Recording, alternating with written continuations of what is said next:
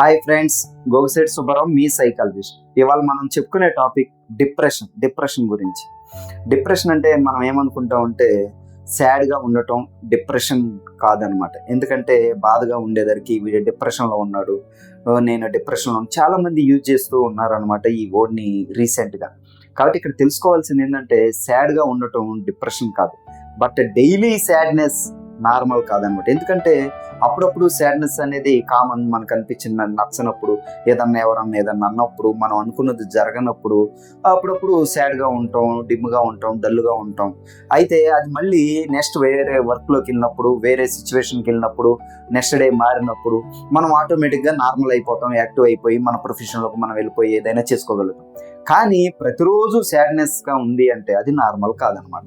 Depression అంటే energy loss, interest loss, hopeless. అంటే ఇక్కడ మనం డిప్రెషన్ అనేది ఎలా గుర్తిస్తామంటే మనం ఎప్పుడు డల్గా, ఎనర్జీ ఏమీ లేనట్టు, ఎనర్జీ లాస్ అయిపోయినట్టు, ఎప్పుడు ఇన్యాక్టివ్గా కనపడుతూ ఉంటాం.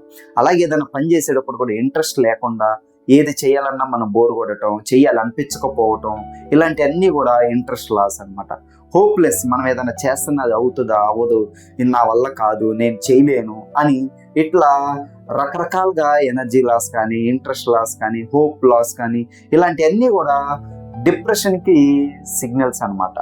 ఇక్కడ మీరు తెలుసుకోవాల్సింది ఏంటంటే ఇలాంటివి ఉన్నప్పుడు స్లీప్ డిస్టర్బ్ అవుతూ ఉంటుంది, నో మోటివేషన్, ఫీలింగ్ ఎంప్టీ. ఎందుకంటే మనకు నిద్ర పట్టకపోయినప్పుడు నెక్స్ట్ డే ఇన్యాక్టివ్గా ఉంటాం, డిమ్గా ఉంటాం, డల్గా ఉంటాం. మనం ఏదన్నా చేయాలన్నా కానీ మోటివేషన్ రాదు, మనం ఏది చేయాలన్నా అది అవ్వదేమో, మన వల్ల కాదేమో అనిపిస్తుంది. మనకంతా లోన్లీనెస్, ఎంప్టీగా, అసలు ఏంటి మన ఈ లైఫ్ ఏంటి, అసలు ఏంటి అనేది కూడా మీనింగ్ లేకుండా బతుకుతున్నామని ఇట్లా రకరకాలుగా మనకు అనిపిస్తూ ఉంటుంది. కాబట్టి ఇలాంటివన్నీ డిప్రెషన్కి సైన్స్ అనమాట. కాబట్టి ఇక్కడ డిప్రెషన్ క్యారెక్టర్ ఫ్లో కాదనమాట. డిప్రెషన్ అనేది ఒక క్యారెక్టర్ అనుకోవటం, ఒక క్యారెక్టర్ వీడింతే, వీడి డిప్రెషన్ ఫెలో అని అనటం కాదనమాట. ఇక్కడ డిప్రెషన్ అనేది కెమిస్ట్రీ ప్లస్ ఎమోషనల్ ఓవర్లోడ్ అనమాట. మన బ్రెయిన్లో రిలీజ్ అయ్యే రకరకాల హార్మోన్స్, కార్టిజాల్ కానీ, ఎడ్రినల్ కానీ, ఇలాంటి హార్మోన్స్ ప్లస్ ఎమోషనల్ ఓవర్లోడ్ అయినప్పుడు మనం డిప్రెషన్ బారిన పడుతూ ఉంటాం అన్నమాట.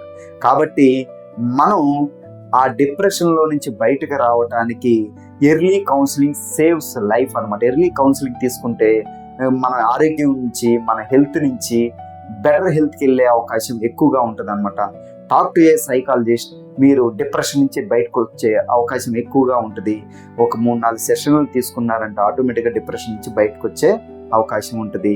లైఫ్ హోప్ఫుల్గా ఉండాలి, ఇంట్రెస్ట్గా ఉండాలి, ఎనర్జీ యాక్టివ్గా ఉండాలి తప్ప ఎప్పుడు ఎనర్జీ లేనట్టు, ఇంట్రెస్ట్ లేనట్టు, హోప్లెస్గా ఉంటే ఆ లైఫ్ అనేది మనకి డిప్రెషన్లోకి వెళ్ళిపోయి ఏం చేయాలి అని కూడా అనిపించదు అనమాట. మోటివేషన్ కూడా ఉండదు, స్లీప్ డిస్టర్బ్ అయిపోతుంది, ఫీలింగ్ ఎంప్టీ లాగా అనిపిస్తుంది. కాబట్టి మనం అప్పుడు డైజెషన్ ప్రాబ్లం వస్తుంది, హెల్త్ ప్రాబ్లం వస్తుంది, అన్నీ నెక్స్ట్ డే ప్రాసెస్ అంతా చేంజ్ అయిపోతుంది. మన ప్రొఫెషన్లో కూడా ఎదగలేము, పైకి వెళ్ళలేము, ఇక్కడ ఆగిపోతాం, మనం రకరకాల ప్రాబ్లమ్ ఫేస్ చేయాల్సి వస్తుంది అనమాట. కాబట్టి డిప్రెషన్ ముందే తెలుసుకొని ఎర్లీ కౌన్సిలింగ్ తీసుకుంటే మాత్రం మీ లైఫ్ సక్సెస్ఫుల్ అవుతుంది. డిప్రెషన్ నుంచి బయటకు వచ్చి ఈజీగా నెక్స్ట్ రెస్ట్ ఆఫ్ లైఫ్ ఈజీగా మూవ్ అవ్వచ్చు, హెల్తీగా ఉండొచ్చు అనేది గుర్తుపెట్టుకోవాలి.